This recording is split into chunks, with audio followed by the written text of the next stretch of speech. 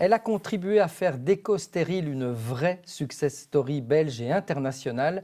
Cette entreprise montoise est spécialisée dans la gestion et le recyclage des déchets hospitaliers. Bonjour Amélie Maton. Bonjour Frédéric. Alors vous êtes administratrice d'EcoStéril, vous étiez encore CEO il y a quelques semaines à peine. On reviendra sur ce passage de témoin, mais d'abord on va replanter le décor. EcoStéril est né il y a un peu plus de 75 ans dans le Borinage, à Jemappes précisément, sous un autre nom. Oui, exactement. Donc EcoStéril s'appelait au moment de sa création AMB pour Atelier Mécanique du Borinage et a été fondé en tant qu'industrie spécialisée dans la sous-traitance en chaudronnerie et en mécanique pour l'industrie minière. Et donc c'est vrai qu'il y a eu une réelle évolution. D'abord dans ce monde de l'industrie minière, mais par la suite aussi vers de plus en plus le monde de l'environnement, la fabrication de presse, et puis petit à petit, au début des années 2000, l'identification du secteur des déchets médicaux et finalement l'utilisation de nos outils pour fabriquer des machines spécialement dédiées au traitement et au recyclage de ces déchets-là. Grand basculement donc dans le business model. Vous arrivez en quelle année là, vous ? Alors moi, je rejoins l'entreprise en 2009. Oui.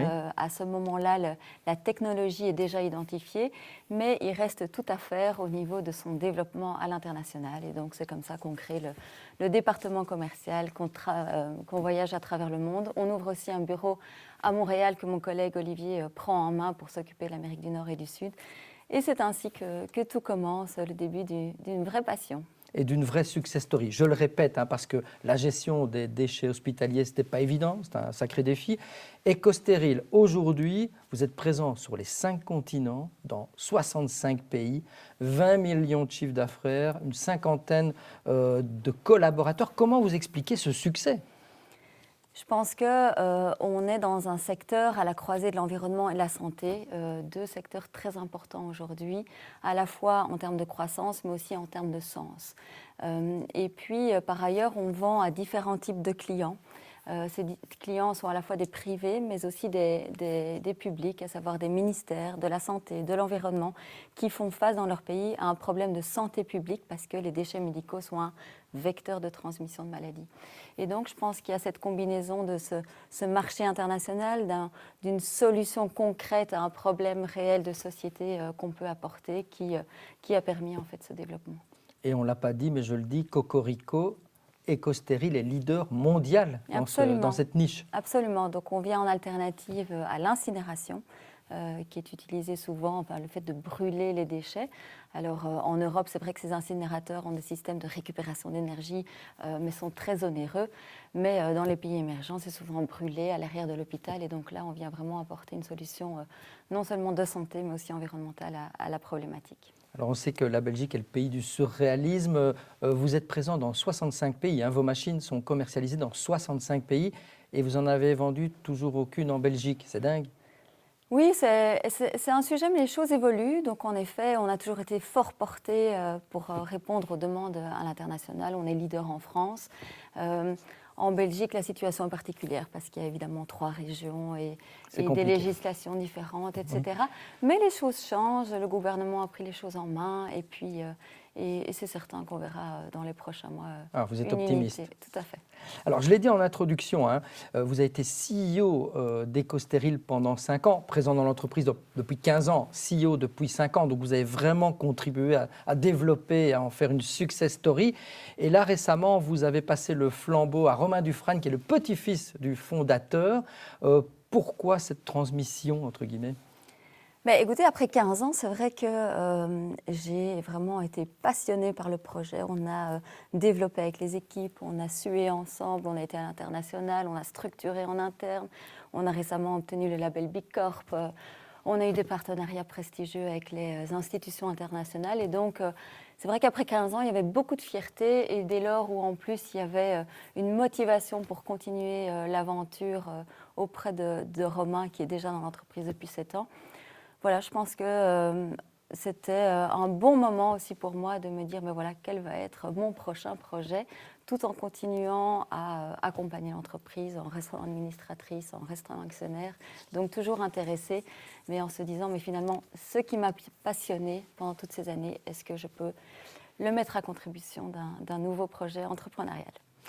Question peut-être maladroite, mais que l'on pose malgré tout, parce que ça a peut-être un impact. Vous êtes jeune mère de 3 enfants. Est-ce que ce statut, si j'ose dire, joue dans une prise de décision telle que passer le flambeau? Je pense qu'il y a un peu trop de paternalisme autour du rôle de maman. Je pense que la question que vous posez, c'est une question qu'on a posée à tous les parents finalement. C'est vrai que le rôle de parent a probablement évolué, mais que le travail a évolué aussi, à savoir qu'on peut aussi ramener du travail chez soi, qui permet aussi un équilibre. Alors parfois, il faut savoir bien le gérer, mais de mon côté, d'être présente le matin, d'être présente au moment des couchers, d'être là au moment important, mais de, évidemment, rallumer mon ordinateur, mon PC par la suite. Mon mari fait pareil. Et donc, voilà, je pense que c'est pas facile tous les jours, mais que ça ne concerne pas que les femmes. Ok. Cela dit, certains voient une différence de management entre le management homme-femme. On dit souvent que le management femme est plus humain, c'est vrai? Non, je pense pas. Je pense que ça n'a pas de genre. Après, Ecostérile vient d'une industrie, des horaires, du contrôle, du pointage.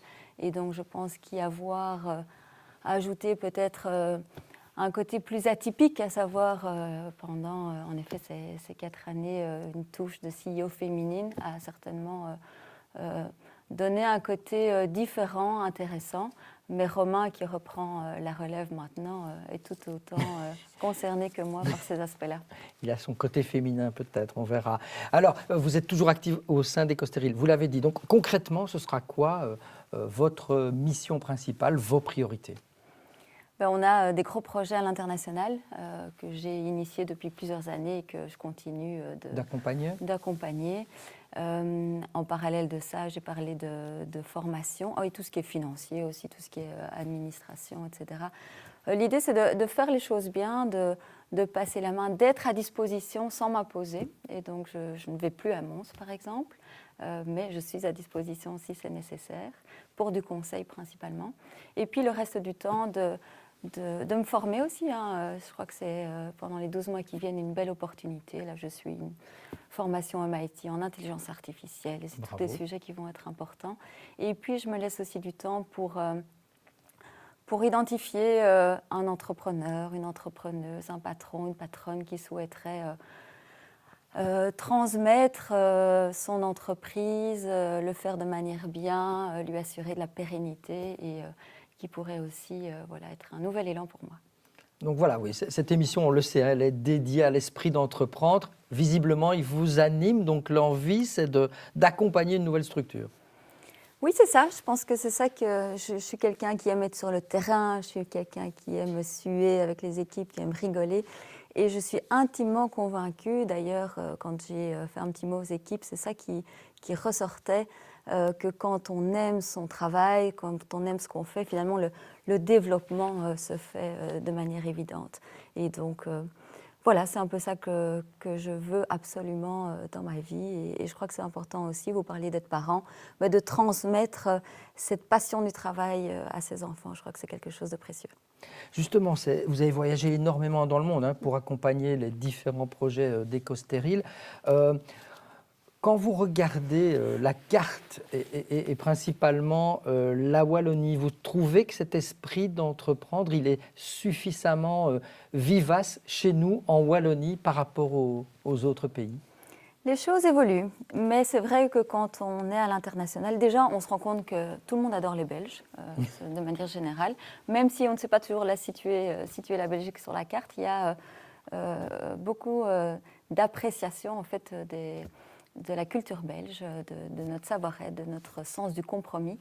Par rapport, par contre, à tout ce qui est lié à l'humilité, c'est vrai que quand on regarde au niveau mondial, les États-Unis par rapport à l'Europe, l'Europe est beaucoup plus humble. Quand on regarde au sein de l'Europe, la Belgique l'est probablement fortement également. Quand on regarde dans la Belgique, la Wallonie par rapport à la Flandre, les plus, en Wallonie, le Hainaut, dans le Hainaut, le borinage.